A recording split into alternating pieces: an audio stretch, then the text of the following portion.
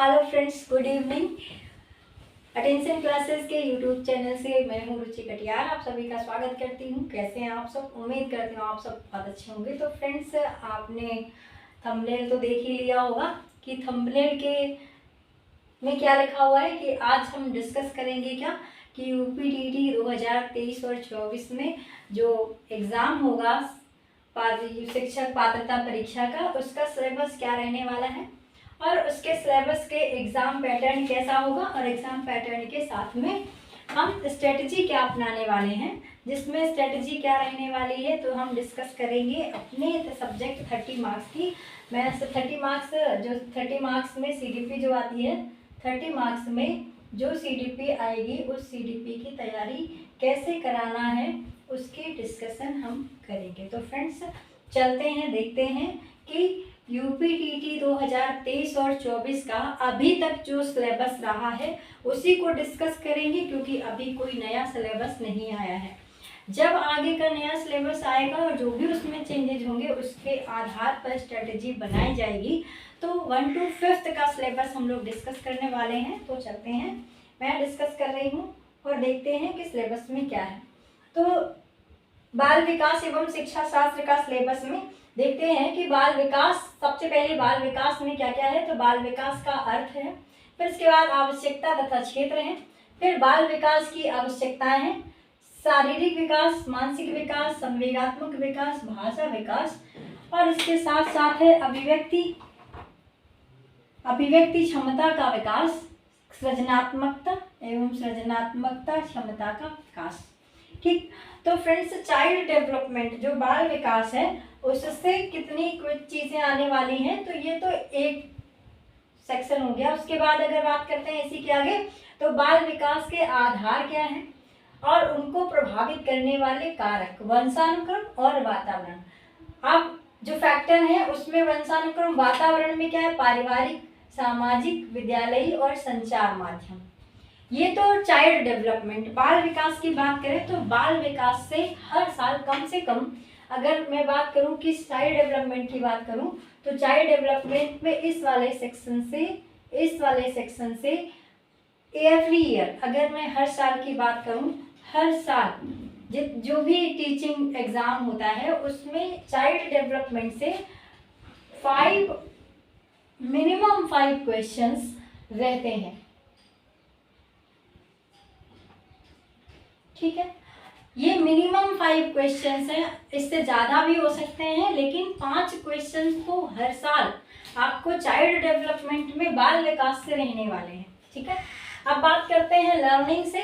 तो लर्निंग जो है सीखने का अर्थ तथा सिद्धांत। तो लर्निंग, अधिगम, लर्निंग के प्रिंसिपल्स और उसके लॉज जो हैं उनसे क्वेश्चन। तो लर्निंग में क्या क्या है, तो अधिगम का अर्थ और प्रभावित करने वाले कारक, अधिगम की प्रभावशाली विधियां। इसके बाद में अधिगम के नियम की बात कर ली जाएगी। तो अधिगम के नियम में इंपॉर्टेंट क्या हो जाता है, थॉर्नडाइक के सीखने के मुख्य नियम और उनका महत्व। तो थॉर्नडाइक के सीखने के मुख्य नियम ये सिलेबस में इम्पॉर्टेंट है, और इसके साथ में सीखने में, शिक्षा में उन सीखने के नियमों का क्या इम्पोर्टेंस है, ये यहाँ पर क्वेश्चन इससे पूछे जाते हैं। नेक्स्ट बात कर लेते हैं, तो अधिगम के प्रमुख सिद्धांत कौन कौन से हैं। तो सिद्धांत सिलेबस में है और कक्षा शिक्षण में इनका व्यवहारिक उपयोगिता। थॉर्नडाइक का प्रयास एवं त्रुटि का सिद्धांत, पावलोव का संबद्ध प्रतिक्रिया सिद्धांत, फिर इसके बाद में स्किनर का क्रिया प्रसूत अधिगम सिद्धांत और कोहलर का सूझ सिद्धांत, प्याजे का सिद्धांत, वाइगोत्स्की का सिद्धांत और सीखने। तो सिद्धांत की बात कर लें तो सिद्धांत में यहाँ पर इम्पोर्टेंट क्या हो जा रहा है वो हम आप लोगों को अभी एक समरी के रूप में बता देंगे कि क्या सिलेबस में मोस्ट इम्पॉर्टेंट है, क्या क्वेश्चन कहाँ कहाँ से ज़्यादा पूछे जाएंगे।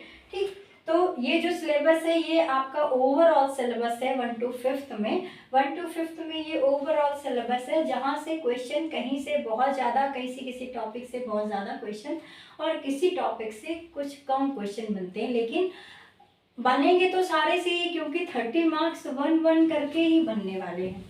ठीक, तो अब आगे बात कर लेते हैं, तो अधिगम का अब बात कर लेते हैं यहाँ पर। तो सीखने का वक्र से क्वेश्चन बनता है, और अर्थ का एवं प्रकार, सीखने में पठार का अर्थ, कारक और उनका निराकरण।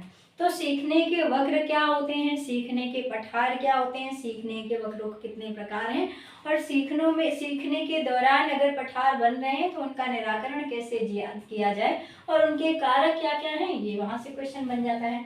फिर बात करते हैं शिक्षण। ये तीसरा इम्पॉर्टेंट सिलेबस में रखा हुआ है टॉपिक।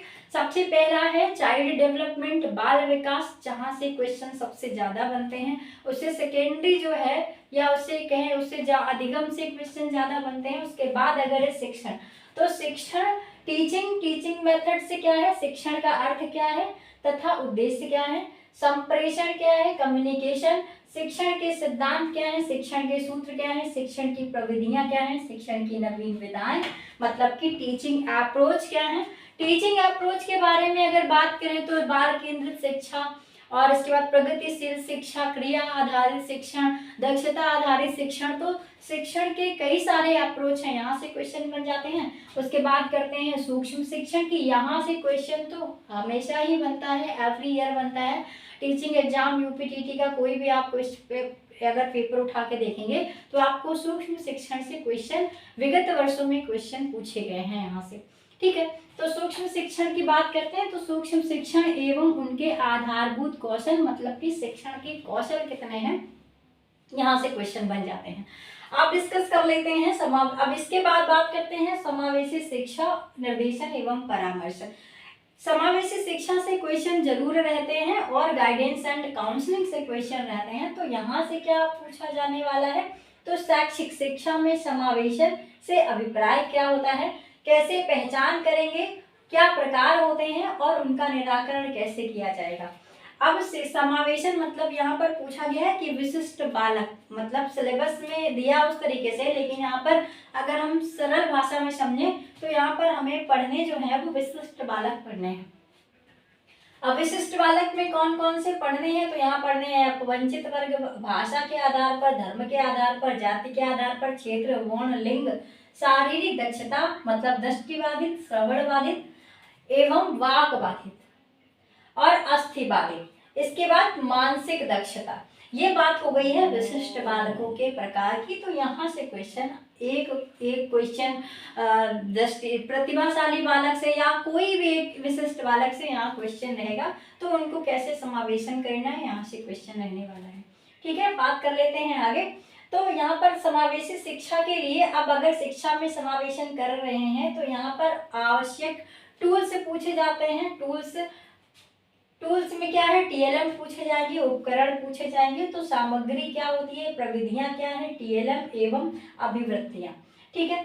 अब समावेशी बच्चों का अधिगम जांचने हेतु क्या आवश्यक टूल्स एवं टेक्निक है, मतलब कि समावेशी शिक्षा के दौरान कौन कौन से टूल हैं, कौन कौन से टूल हम अप्लाई करेंगे जिससे हमें ये पता चल सकता है कि कौन बच्चा विशिष्ट है या नहीं है। तो क्या टूल्स टेक्निक अपनाएंगे जिससे हम ये पता कर सकें कि कौन से बच्चे हैं या नहीं है, तो उनको कैसे पता करेंगे कि ये विशिष्ट है या नहीं है, तो वहाँ पर ये बात करी गई है।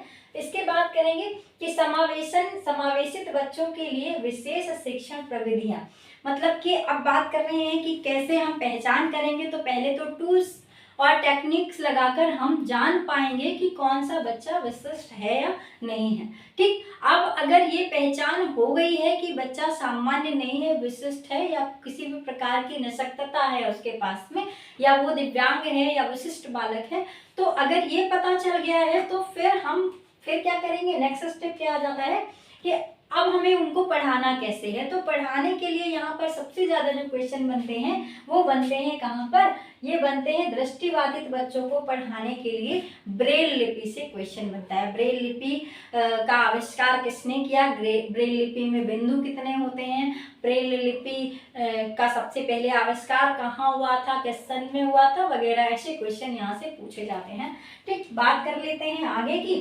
तो समावेशी बच्चों का हेतु निर्देशन एवं परामर्श। मतलब कि इनका कैसे हम गाइडेंस करेंगे और कैसे काउंसलिंग करेंगे, उनका अर्थ क्या होता है, उद्देश्य क्या होते हैं, प्रकार क्या है, प्रविधियां क्या हैं, आवश्यकता एवं क्षेत्र। अब अगर समावेशन करना है तो इनका गाइडेंस काउंसलिंग कैसे करेंगे, कैसे इनको निर्देशन करेंगे, कैसे इनको परामर्श देंगे और कैसे ये बता पाएंगे कि तुम्हारे लिए जॉब अपॉर्चुनिटीज कहाँ हैं।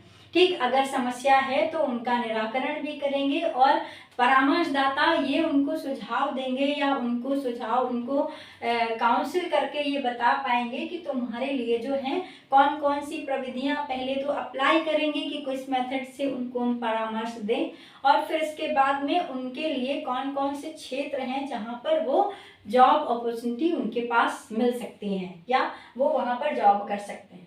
ठीक, अब परामर्श में अब बात कर लेते हैं परामर्श में सहयोग देने वाले विभाग, मतलब कौन कौन से ऐसे सेक्टर्स हैं, कौन कौन से ऐसे विभाग हैं जहां से बच्चों को परामर्श दिया जा सकता है।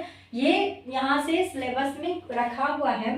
तो यहाँ पर परामर्श में सहयोग देने वाले विभाग और संस्थाएं कौन कौन सी हैं, यहाँ से क्वेश्चन 2019 में, 2018 में, 2020 में क्वेश्चन बना है। 2021 में भी क्वेश्चन में भी शायद नहीं बना है, लेकिन इस यहाँ से क्वेश्चन जरूर पूछा गया था और क्वेश्चन ये था कि मनोविज्ञान शाला जो है वो कहाँ पर स्थित है, उत्तर प्रदेश की। ठीक है, ये बात पूछी गई थी। अब बात कर लेते हैं यहाँ पर, तो मनोविज्ञान शाला उत्तर प्रदेश प्रयागराज, यहाँ से क्वेश्चन है सीधे सीधे। लास्ट ईयर में क्वेश्चन आया था कि मनोविज्ञान शाला जो है वो कहाँ पर स्थित है, उत्तर प्रदेश में, किस शहर में स्थित है।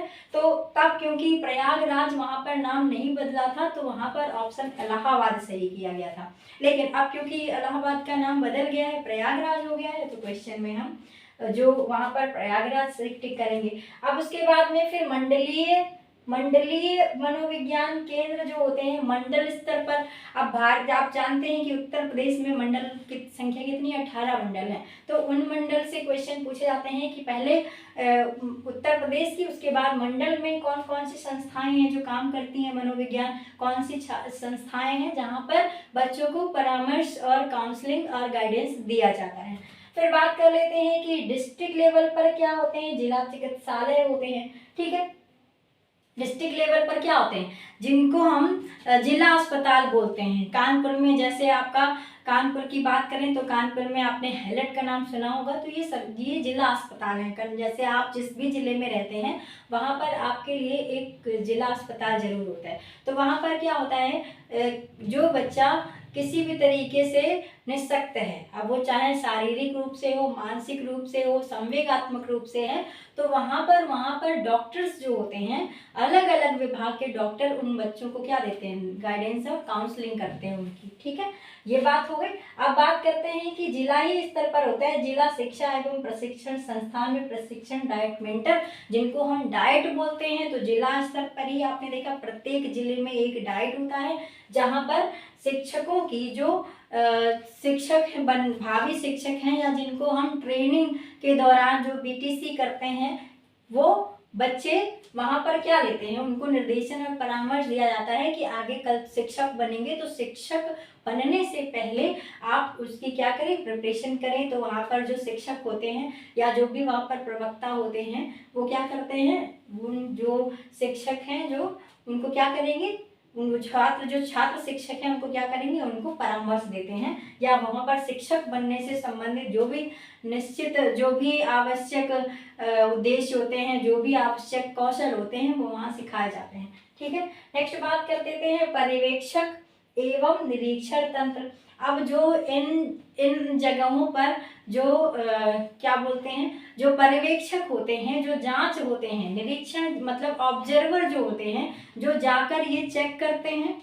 ठीक, जैसे आपने ये देखा होगा कि किसी स्कूल में कोई हॉस्पिटल का कोई डॉक्टर आ रहा है तो वो बच्चों का क्या देखते, वो क्या करते हैं, वो ऑब्जर्व करते हैं। ठीक है, क्या ऑब्जर्व करते हैं कि बच्चे के दांतों में कोई प्रॉब्लम तो नहीं है। ठीक है, उसकी आंखों में तो आई चेक हो रहे हैं, कभी टीथों का चेक मतलब टीथ का चेकअप हो रहा है, कभी मेंटल लेवल चेक हो रहा है। ठीक, कभी कभी ट्रैफिक वाले ऐसे तरीके से लोग स्कूल में क्या करते हैं, आते रहते हैं। ठीक है, तो वो भी वहाँ पर उनका एक हिस्सा हो गया, यहाँ से क्वेश्चन बन सकता है। फिर अगर समुदाय स्तर पे बात करें, विद्यालय की सहयोगी समितियाँ क्या होती हैं, तो अगर समुदाय स्तर पे बात करें, जैसे ग्रामीण स्तर पर, तो जो सहायक, जो आपके क्या बोलते हैं, जो आंगनवाड़ी कार्यकर्त्री होती हैं, या जो सहायिकाएं होती हैं, या जो प्रधान होते हैं, जितने भी समुदाय ग्रुप लेवल पर, समुदाय स्तर पर होते हैं, ग्रामीण स्तर पर, वहाँ पर क्या हो गए हैं, वो लोग हैं जो वहाँ पर वो एजेंसी चलाते हैं या परामर्श देने का काम करते हैं। फिर बात करते हैं सरकारी एवं गैर सरकारी संगठन, मतलब यहाँ पर उत्तर प्रदेश सरकार के द्वारा चलाए गए जो एनजीओज हैं, वो जो निजी हैं और कुछ अर्ध सरकारी हैं, या फिर पूरी तरीके से जो सरकारी हैं, वो भी क्या करते हैं, उनका भी कार्य यही होता है कि वो बच्चों की जो भी प्रॉब्लम्स होती हैं, या किसी ऐसे आदिवासी जनजातियों से रिलेटेड कोई अगर प्रॉब्लम है, उनका शिक्षा का स्तर कैसा है या फिर आर्थिक स्तर कैसा है, वहाँ पर भी वो लोग भी यही करते हैं, गाइडेंस एंड काउंसलिंग का काम। तो वहाँ पर जो एनजीओज होते हैं वो भी यही काम करते हैं कि वो बच्चों का गाइडेंस और काउंसलिंग करते हैं। अगर कोई बच्चा ऐसी समुदाय से है जहाँ पर उसका आर्थिक स्तर बहुत खराब है, तो एनजीओ के जो कर्मचारी होते हैं, एनजीओ में काम करने वाले जो भी अधिकारी लोग होते हैं, या जो भी व्यक्ति वहाँ पर काम करते हैं, वो संबंधित जो भी समस्या है उनके लिए संबंधित अधिकारियों को पत्र लिखते हैं, और ये बात सरकार तक जाती है कि इस समुदाय में यहाँ पर ये प्रॉब्लम है, उसका निराकरण जल्द से जल्द किया जाए। ठीक है, उनके पास कुछ अथॉरिटीज भी होती हैं जिन पर एक्शन ले सकते हैं वो लोग। इसके बाद होते हैं बाल अधिगम एवं निर्देशन एवं परामर्श का महत्व।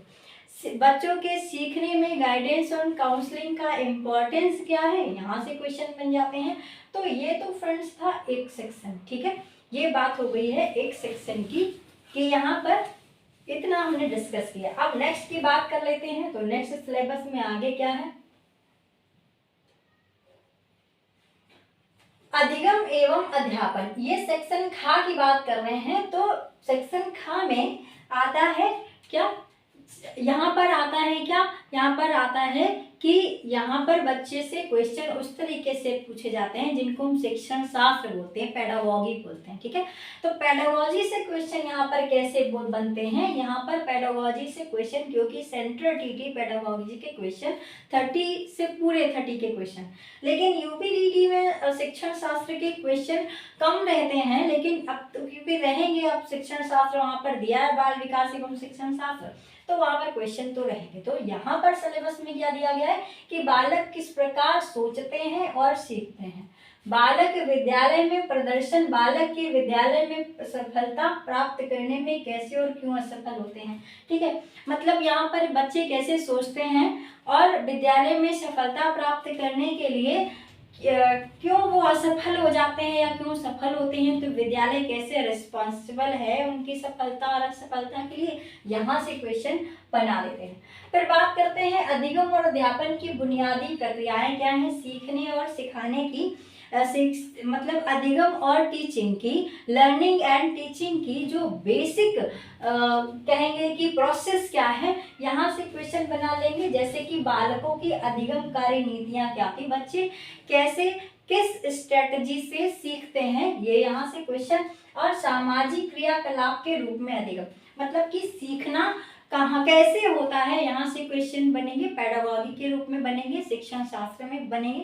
अब बात कर लेते हैं यहाँ पर कि बच्चे सामाजिक रूप से कैसे सीखते हैं, या फिर अधिगम के सामाजिक संदर्भ क्या है, मतलब कि सीखने के सामाजिक संदर्भ क्या है, यहाँ से क्वेश्चन बन जाएगा। अब बात कर लेते हैं एवं समस्या समाधानकर्ता एवं वैज्ञानिक अन्वेषक के रूप में बात। ठीक है, जैसा कि आप जानते हैं कि जीन पियाजे साहब जो मानव जो विकासात्मक सिद्धांत के जनक कहे जाते हैं या संज्ञानात्मक विकास के जनक कहे जाते हैं, वहाँ पर ये बात कही जाती है कि बच्चा क्या है, एक प्रॉब्लम सॉल्वर खुद है। अगर बच्चे के साथ समस्या है तो उसका समाधान वो खुद ही करेगा। अब कैसे करेगा, तो समाधान, अगर समस्या है तो समाधान करेगा, और समाधान करने के लिए उसे दिमाग चलाना पड़ेगा। दिमाग चलाने के लिए उसे दुनिया से या आसपास की जो भी सामग्री है, जो भी उसे मटेरियल दिया है, वो खोज करेगा, या फिर समस्या का समाधान करने के लिए वो दिमाग लगाएगा। उसी को क्या बोलते हैं, हैं खोज के रूप में। ठीक है, तो बालक समस्या समाधान करता एवं वैज्ञानिक अन्वेषक के रूप में बालक यहाँ से क्वेश्चन बना लेंगे। फिर बात करते हैं बालकों के अधिगम की वैकल्पिक संकल्पनाएं क्या हैं। बच्चों के सीखने की ऑप्शनल कॉन्सेप्ट क्या हो सकते हैं यहाँ से क्वेश्चन। तो जैसे अधिगम की प्रक्रिया में महत्वपूर्ण चरणों के रूप में बालक की त्रुटियों को समझना। बच्चा जब सीख रहा होता है, जब बच्चा सीख रहा है तो निश्चित तौर से ये बात तो तय ही हो जाती है कि जब कोई भी बच्चा जब अधिगम होगा तो वहाँ गलतियां होंगी ही। अब गलतियां हो रही हैं तो गलतियों के रूप में शिक्षक क्या एक्शन लेता है या सामने वाला जो सिखा रहा है वो कैसे सीखेगा, बच्चे अपने गलतियों से कैसे सीखते हैं, यहाँ से क्वेश्चन बन जाएंगे। तो त्रुटियों को कैसे समझना है, मतलब कि गलतियां, जैसे क्वेश्चन आ जाता है कि गलतियां क्या हैं, तो गलतियां सीखने का एक हिस्सा है और गलतियां हमें बताती हैं कि हमने जो गलती की है वो आगे हम उसमें क्या सुधार करें और आगे हम कैसे आगे बढ़ें। तो गलतियां होंगी तो हम ये जान पाएंगे कि हम सही जगह जा रहे हैं। अगर गलतियां नहीं होंगी तो फिर ये पता ही नहीं चलेगा कि हम सही चल रहे हैं या गलत चल रहे हैं। ठीक है, ये बात हो गई। फिर बात करते हैं बोध एवं संवेदनाएं, मतलब कि अंडरस्टैंडिंग और इमोशंस की बात हो गई है। संवेदनाओं में यहाँ पर मूल प्रवृत्ति और संवेग से क्वेश्चन बन जाएगा। फिर इसके बाद करते हैं प्रेरणा और अधिगम, तो मोटिवेशन से क्वेश्चन रहता है। प्रेरणा का अर्थ क्या है, प्रेरणा की परिभाषा क्या है, प्रेरणा के प्रकार कितने हैं, प्रेरणा के सोर्स क्या है, इसके बाद प्रेरणा के सिद्धांत वगैरह वगैरह यहाँ से क्वेश्चन रहता है। और सीखने में प्रेरणा का इम्पोर्टेंट क्या है, इम्पोर्टेंस क्या है, वो यहाँ पर क्वेश्चन बना लेते हैं। और लास्ट में अंतिम के अधिगम में योगदान देने वाले कारक, तो सीखने में कौन कौन से फैक्टर हैं जो सीखने को प्रमोट करते हैं या मदद करते हैं, ये क्वेश्चन बात करते हैं। और योगदान देने में निजी कारक कौन कौन से हैं और इन्वायरमेंटल कारक कौन से हैं, ये बात कर लेते हैं। तो फ्रेंड्स, ये तो था यूपीडीडी 1 to 5 का सीडीपी का सिलेबस, मतलब बाल विकास एवं शिक्षण शास्त्र, चाइल्ड डेवलपमेंट एंड पेडागोगी का सिलेबस पूरा हमने डिस्कस किया 1 to 5 का। अब बात करते हैं कि जो बच्चे 6 to 8 की तैयारी करना चाहते हैं वो क्या करें। तो फ्रेंड्स, सिलेबस दोनों का एक ही जैसा है। अब बात करें अगर हम 6 to 8 का, तो सीडीपी का जो सिलेबस है, चाइल्ड डेवलपमेंट एंड पेडागोगी का जो सिलेबस है वो सिमिलर ही है। बस अंतर कितना होता है कि लेवल, क्वेश्चंस के जो लेवल होते हैं वो क्या होंगे, थोड़े कहीं प्राइमरी में क्या है, जो आप 1 to 5 वाले बच्चे जो तैयारी करेंगे यूपीडीटी की, उनके क्वेश्चंस क्या हैं, वो थोड़े इजी होंगे। और अगर 1 to 6 की बात करते हैं तो क्वेश्चन का स्तर थोड़ा सा क्या होगा, ऊपर होगा, थोड़ा सा घुमा के क्वेश्चन पूछे जाएंगे। बस इतना ही अंतर है, सिलेबस दोनों का एक ही जैसा है। ठीक है, तो फ्रेंड्स, ये तो था सिलेबस आपका, जो अभी तो ये प्रीवियस ईयर का क्वेश्चन, प्रीवियस ईयर का ही सिलेबस है, जैसे कि अभी तक पूछा गया है। अब अगर एग्जाम 2023 में चुनाव होने से पहले हुआ तो हो सकता है कि सिलेबस आपका यही रहे या कुछ परिवर्तन किए जाएं, क्योंकि अगर नई शिक्षा नीति 2020 के आधार पर पाठ्यक्रम में बदलाव हुआ तो इसमें कुछ ना कुछ चेंजमेंट जरूर होगा। लेकिन सिलेबस कोई भी बदल जाए, लेकिन अगर आप ये सोच रहे हो कि सिलेबस से आधारभूत टॉपिक को हटा दिया जाएगा, वो संभव नहीं हो सकता है। अगर आप ये कहें कि अधिगम हटा दिया जाए, हो ही नहीं सकता, क्योंकि बच्चे के बारे में आप तैयारी करा रहे हैं और आप 1 to 5 वाले बच्चे को पढ़ाएंगे तो हमें बच्चा कैसे सीखता है, उसका डेवलपमेंट कैसे होता है और उसके डेवलपमेंट के क्या टाइप होते हैं, उसके स्टेजेस में क्या क्या विशेषताएं होती हैं, ये तो उसका आधारभूत एक टॉपिक है, बेसिक टॉपिक है जो आना ही आना है। फिर बात करते हैं कि पूरा चाइल्ड डेवलपमेंट इम्पॉर्टेंट है, तो इसको तो हटाया ही नहीं जा सकता। ठीक है, तो कोई भी फेरबदल अगर होता है तो वो हम आगे उसमें डिस्कस कर लेंगे, जैसे ही उसमें नया सिलेबस आपका मिलेगा या जैसे ही अधिसूचना जारी होती है या नया सिलेबस जैसे ही आएगा, उसके बारे में हम नेक्स्ट वीडियो बना देंगे, या आगे जब भी आएगा तो उसका एक वीडियो बना के लेकर आएंगे और उसमें हम चर्चा कर लेंगे कि क्या उसमें बदलाव होने वाला है। लेकिन अभी फिलहाल तो यही सिलेबस है। अब फिर बात करते हैं कि मोड ऑफ एग्जामिनेशन कैसा होता है। तो अभी तक यूपीटीटी के जितने भी एग्जाम हुए हैं प्रीवियस ईयर, वो सब ऑफलाइन ही हुए हैं, मतलब कि पेपर पेंसिल टेस्ट में ही हुआ है। आपको पेपर में ही OMR पे ही पेपर भरना है। जो सेंट्रल DT की तरह पहले सेंट्रल DT ने 2 साल मतलब कि 2 बार पेपर ऑनलाइन लिया, उसके बाद में उन्होंने भी क्या कर दिया, ऑफलाइन कर दिया। हो सकता है कि बहुत सारी चीज़ें हैं, 1 महीने तक पेपर, तो बहुत सारी चीज़ें हो सकती हैं जिसकी वजह से उन्हें ऑफलाइन करना पड़ा, लेकिन UPDT में अभी फ़िलहाल तक तो ऑफलाइन मोड में ही एग्ज़ाम हुआ है। अब स्ट्रेटजी की बात कर लेते हैं। तो फ्रेंड्स कल मतलब मंडे से मतलब कि कल से आपका शाम 4 बजे से आपकी प्रतिदिन 1 घंटे की CDP की क्लास रहेगी, जिसमें पूरा अकॉर्डिंग टू सिलेबस ही पूरी तैयारी कराई जाएगी। और अगर जो बच्चे तैयारी करना चाहते हैं और जो पहली बार UPDT का एग्ज़ाम देना चाहते हैं, वो अपने सिलेबस को प्रिंट कराकर ज़रूर से ज़रूर अपने स्टडी टेबल के सामने लगा लें, जिससे कि क्योंकि सिलेबस मोस्ट इम्पॉर्टेंट होता है किसी भी एग्ज़ाम के प्रिपरेशन करने के लिए। सबसे पहले आपको ये पता होना चाहिए कि पढ़ना क्या है। आप सिलेबस अगर है तो आपको वहाँ पर नोट करके पता होता है कि यहाँ पढ़ना है, और आप तैयारी जब करें तो पूरा पहले एक बार सिलेबस को कंप्लीट कर लें और सिलेबस से क्या क्या क्वेश्चन प्रीवियस ईयर आए हैं वो डिस्कस उस पर आप तैयारी कर लें। जब आप क्वेश्चन पूरे लगा लेंगे तो आप देखेंगे कि 5 या 10 प्रैक्टिस सेट लगाने के बाद आप देखेंगे क्वेश्चन आप रिपीट हो रहे हैं। ठीक, ये क्योंकि सिलेबस उतना ही है, क्वेश्चन हर बार कहाँ से बदले जाएंगे, वो वही घुमा फिरा के पूछे जाते रहते हैं। ठीक, तो ये तो बात हो गई है सिलेबस की, स्ट्रेटजी की। फिर अब बात कर लेते हैं कि जब कल से मतलब कि मंडे से यानी कि सोमवार से आपका जब तैयारी शुरू होगी शाम 4 बजे से, तो उसके लिए आपको अपने सिलेबस के बारे में अब पता हो गया, तो पढ़ना आसान हो गया। और यहाँ पर पूरा अकॉर्डिंग टू सिलेबस ही हर एक टॉपिक को डिस्कस किया जाएगा। ठीक है, डिस्कस हो जाने के बाद में जब जैसे कोई टॉपिक डिस्कस हो गया तो उससे जो भी क्वेश्चन प्रीवियस ईयर आए हुए हैं 5 या 10 क्वेश्चन, जिससे आपको ये एक कॉन्फिडेंस जगे कि हाँ ऐसे इस टॉपिक से क्वेश्चन ऐसे ऐसे आए हैं और नेक्स्ट कैसे बन सकते हैं, उस पर भी आपका फोकस बना रहेगा। ठीक, तो फ्रेंड्स ये तो आज हमने डिस्कस किया इतना। और अगर आपको बने रहना है तो जो भाई बहन हमारे पहली बार UPDT की तैयारी करने जा रहे हैं, चाहे वो BEd वाले हों और चाहे BTC, देखिए अभी ये तो आप मत सोचिए जो BEd वाले भाई बहन हैं, BEd जो पास आउट भाई बहन हैं या जो BEd कर रहे हैं और UPDT की तैयारी करेंगे, तो वो ये मत सोचे कि नहीं सरकार हमें भर्ती में बैठने नहीं देगी या फिर UPDT में हम एलिजिबल नहीं है तो हम फॉर्म नहीं भरेंगे। ठीक है, अभी ऐसा कुछ डिसाइड नहीं हुआ है। आप फॉर्म तो भरिए एटलीस्ट, और फॉर्म भरिए, तैयारी करिए। नहीं देने को मिलेगा तो आप 6 to 8 तक का तो एग्ज़ाम देंगे ही ना, और 6 to 8 में भी सेम यही चीज़ें आने वाली हैं, बस ये है लेवल थोड़ा हाई रहेगा। तो उसके लिए तो आपको 0 से शुरू कराया जाएगा ना, तो 0 से शुरू कराया जाएगा तो 0 से आप पढ़िए, 0 से मतलब कि 0 से बॉटम टू अपर जाएंगे ना, तो सारी चीज़ें डिस्कस होंगी। उसके लिए आप टेंशन मत लीजिए, तैयारी आपकी बिल्कुल बिंदास होगी। बस 4 बजे आपको बस लाइव आ जाना है, बिल्कुल खा पी के और बिल्कुल मस्त होके तैयारी करेंगे। और जब तक आपका एग्ज़ाम आने की नोटिफिकेशन आएगी तब तक सिलेबस लगभग क्या हो जाएगा, रिवीजन के दौर में होगा।